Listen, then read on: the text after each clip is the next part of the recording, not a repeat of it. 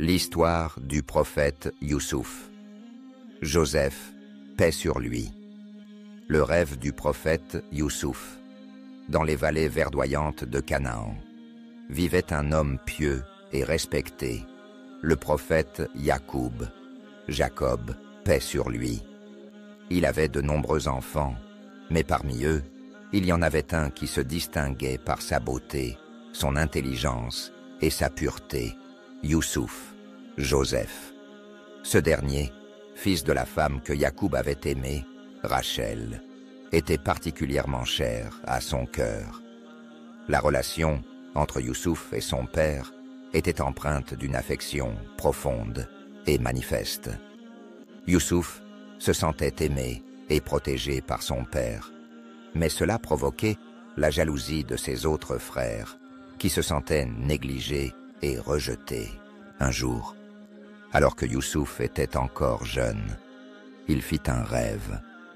Dans ce rêve, il vit 11 étoiles, le soleil et la lune se prosternaient devant lui. C'était un rêve étrange, mais d'une grande signification, révélant un destin exceptionnel. Émerveillé par ce rêve, Youssouf courut à la rencontre de son père et lui raconta ce qu'il avait vu.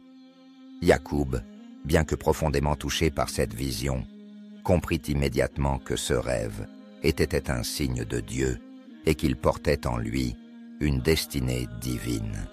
Il répondit alors à son fils: « Ne raconte pas ton rêve à tes frères, car ils pourraient être complotés contre toi. » Cette recommandation de Yacoub visait à protéger Youssouf de la jalousie de ses frères, qui déjà nourrissaient une rancœur grandissante en raison de l'affection particulière que leur père lui témoignait. Il savait que ce rêve annonçait une grande mission pour son fils, mais il craignait également que cette révélation n'attise encore davantage la haine des autres, la tristesse et la trahison des frères. Les mois passèrent, et la jalousie des frères de Youssouf ne cessa de croître. Ils ne comprenaient pas pourquoi leur père aimait tant Youssouf. Dans leur cœur, un sentiment de rivalité s'intensifiait. Un jour, ils se réunirent secrètement et décidèrent de se débarrasser de lui. Ils projetèrent de l'éloigner de la maison, pensant qu'une fois loin de leur père, Youssouf perdrait sa place de favori. Ils convinrent qu'il serait préférable de le tuer. Mais l'un des frères, Ruben, proposa une alternative moins cruelle. Il suggéra de jeter Youssouf dans un puits profond et d'attendre que l'une des caravanes de passage le prenne. Ainsi Youssouf serait emmené loin d'eux, sans qu'ils aient à être responsables de sa mort. Ils mirent leur plan en action. Un jour, Yacoub, comme à son habitude, donna à Youssouf la permission de sortir avec ses frères pour aller paître le troupeau. Ils l'emmenèrent alors dans un endroit désert et isolé, où ils l'attrapèrent et, avec une brutalité inouïe, le jetèrent dans un puits profond, l'abandonnant à son sort. Pour couvrir leur crime, les frères tuèrent un agneau et trempèrent la chemise de Youssouf dans le sang, qu'ils apportèrent à leur père, lui faisant croire que Youssouf avait été attaqué par un loup. Yacoub, accablé par la douleur, reconnut la chemise de son fils et se lamenta, mais il savait que c'était un mensonge. Toutefois, il patienta en silence et se consola avec sa foi en Dieu, disant: « Belle patience, et Dieu seul sait ce que vous faites. » Le sauvetage de Youssouf et son voyage en Égypte. Pendant ce temps, Youssouf, qui se trouvait toujours dans le puits, ne cessait de prier et de demander l'aide d'Allah. Il savait que Dieu ne l'abandonnerait pas, même dans cette épreuve accablante. Un jour, une caravane en route pour l'Égypte passa près du puits. Les voyageurs, en cherchant de l'eau, tombèrent sur Youssouf, qui se tenait dans le fond du puits. Ils le sortirent et, voyant sa beauté et sa noblesse, décidèrent de le vendre en esclavage.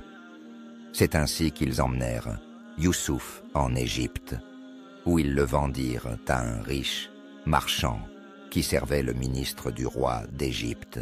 Le ministre, dont le nom était Al-Aziz, acheta Youssouf et le traita avec grande dignité, voyant en lui un jeune homme exceptionnel. Il dit à sa femme, « Accueille-le honorablement, peut-être en ferons-nous un fils adopté, où il pourra nous être utile. » Ainsi, Youssouf vécut dans la maison d'Al-Aziz, loin de sa famille, dans un environnement étranger, mais il n'était jamais seul, car Chala l'accompagnait. Il grandit sous la protection et la bienveillance de son maître, qui se rendait vite compte de l'intelligence et de la sagesse de Youssouf. L'épreuve de la tentation dans le palais. À l'âge de la puberté, Youssouf atteignit un niveau de beauté inégalé.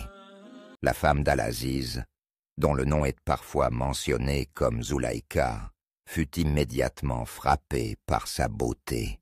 Son cœur, pourtant ancré dans le confort d'un palais de grande richesse, se laissa entraîner par une passion dévorante. Elle tenta Youssouf à plusieurs reprises, mais celui-ci resta ferme et intègre. Elle le convoqua à plusieurs occasions, mais Youssouf, homme de foi, se détourna systématiquement des tentations. Un jour, elle le saisit par la tunique et tenta de le retenir.